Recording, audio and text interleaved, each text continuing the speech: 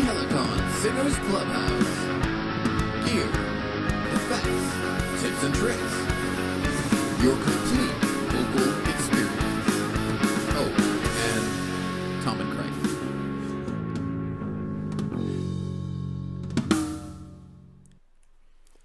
Hello, Craig. Hello, Tom. How are you? I'm fine. Spring has sprung. Spring has sprung. Almost. It looks like spring, but it's not the 21st yet. My grass has riz about this much. Time to get mowing. Now you're a homeowner. Yeah, I have my mower into the shop. I'm waiting for my my blade to be sharpened and get all ready to go. You can't do that yourself.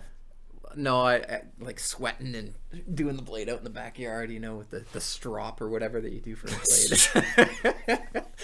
blade. Yeah. So, what do we got for the folks today? I had kind of an idea that I was thinking that we could sort of go with. This is yours. Yeah. Okay, so some of the comments we get back about the show and us singing is like, why don't you guys have professional singers every single time? Because Craig and Tom, you guys really suck. How about we say, sometimes leave something to be desired. Why don't we say we are representative of the average TC Helicon user out there? It's true. And of course, somebody else actually chimed in on the thing and said, hey, come on, give them a break. They're sitting down and they're doing it live. And I'm like, thanks very much. Yeah, thanks for all the excuses. We don't really need them. But it did make me think, though, that there are times where if I had, when I was playing actively in the band all the time, had something like this, how could I have used something like pitch correction to help me be a little bit on key without sounding like Kanye? Exactly. Yeah. And we've talked about the natural pitch correction and how you can use correct natural. So I'll go into here. I think I can switch to there we go.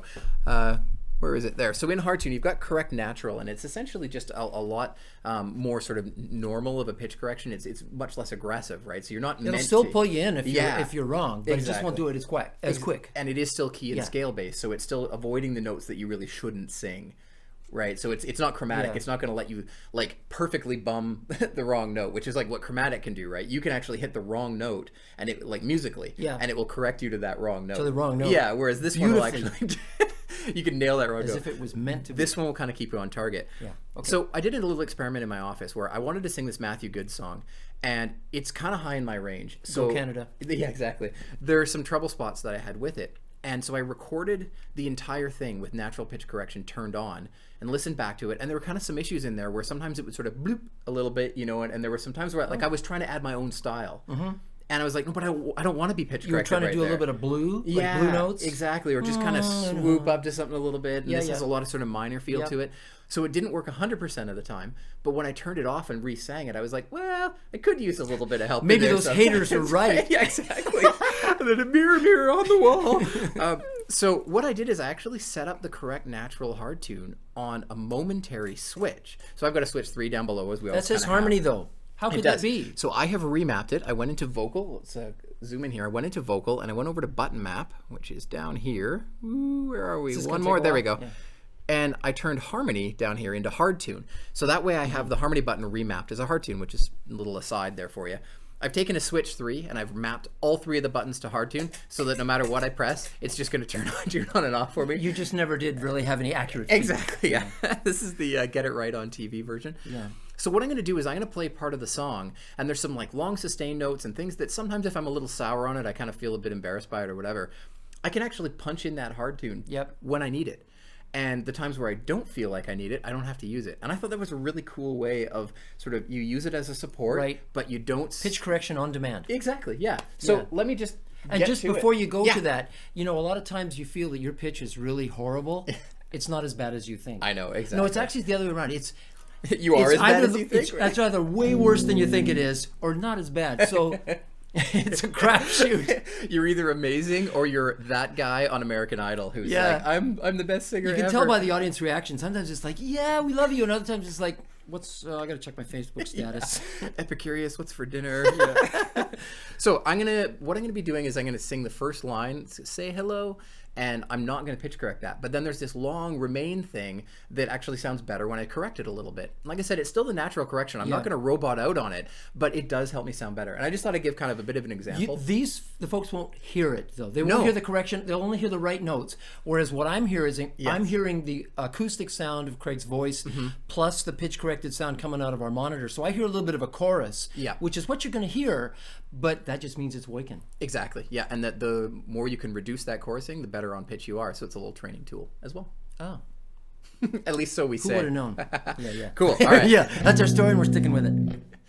Say hello.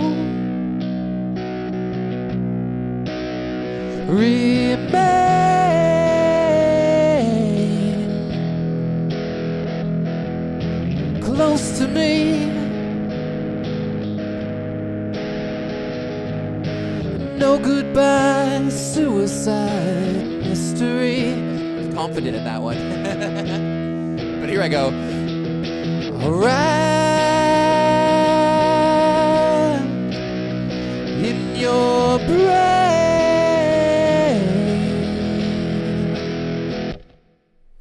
I didn't hear any chorusing, so you was must be perfect. an incredible It was singer, perfect. Craig. Wow. For all you haters out there, Craig's a great Singer. singer. Exactly.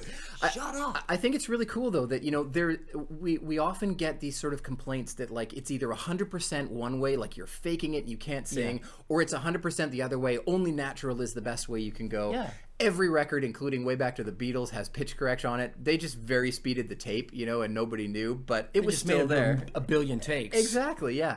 So there's something to be said for finding your own personal middle ground about where you feel like these tools work for you and where they might not be appropriate for you. It's not cheating. No, ish.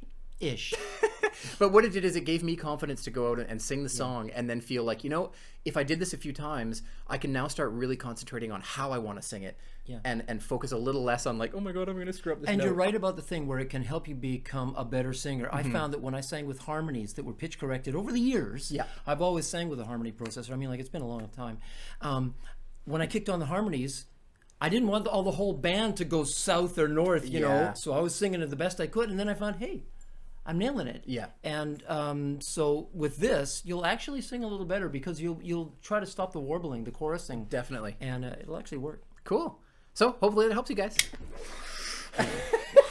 Tom's, you may wonder why we have a clothing steamer in here, but it's, when we use our backdrops, we like to steam them, and we steam our clothes ahead of time, I guess it didn't work today, but anyway. Tom gets horrible steam birds underneath, but it's I'm just being Dennis Hopper. What was that show? Take care, everybody. Bye.